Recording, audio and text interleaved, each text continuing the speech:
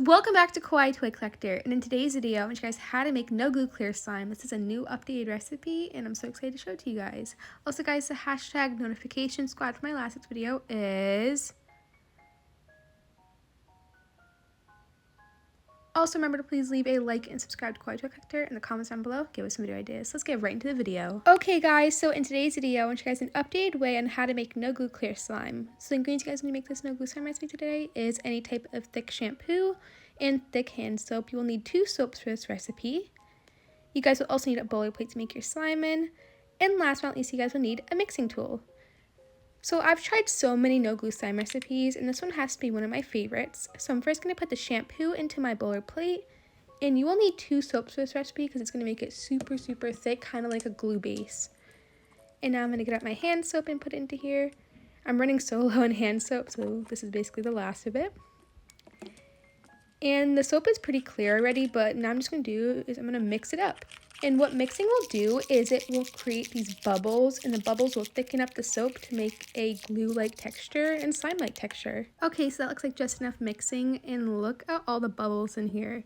But now what I'm going to do is I'm going to put this into the refrigerator for about 3 to 3.5 hours, and every 30 minutes I'm going to take a look at it and make sure it's working and mix it up if it's not. So I'll see you guys in about a second.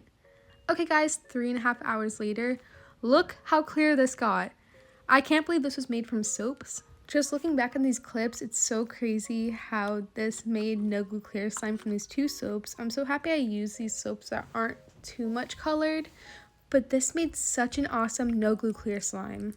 It's so stretchy and it's not as sticky as I thought it would be for a no glue clear slime recipe. It's a little bit sticky, but not too much. There's of course going to be a residue because it is made from soap, and I'm trying to get all of the slime that was in there.